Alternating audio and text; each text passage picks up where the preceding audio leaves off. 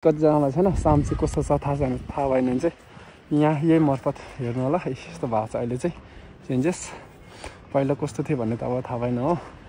र अहिले चाहिँ यस्तो भएको छ त 2025। र यो देख्दै गरेको चाहिँ यो चाहिँ साम्ची टाउन हो है त।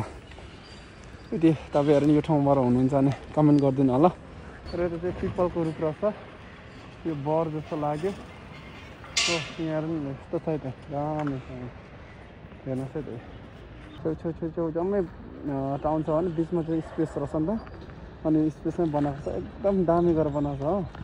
र यो कुन खाले मलाई यो स्टुपा पनि टाइप हुन्छ नि त, यो टाइप चाहिँ मलाई एक्ज्याक्टली थाहा भएन। तर नि जसको साम्चीको टाउनको एउटा मोनुमेन्ट दामी भएछ। मेरो चाहिँ यो यहाँ छ नि थर्ड टाइम है त। फर्स्ट टाइममा आएको थियो मेरो यहाँ टुरमा, सेकेन्ड टाइम आएको थिएँ बहिनीको लेसनको लागि, अनि this is my third time थियो। र पहिला चाहिँ म बोथ समर टाइममा आएको थिएन, दिस टाइम चाहिँ विन्टरमा आएको। र विन्टरमा चाहिँ ठिकै हुन्छ नि, समरमा चाहिँ एकदम गरम है यता यहाँ थर्ड टाइम।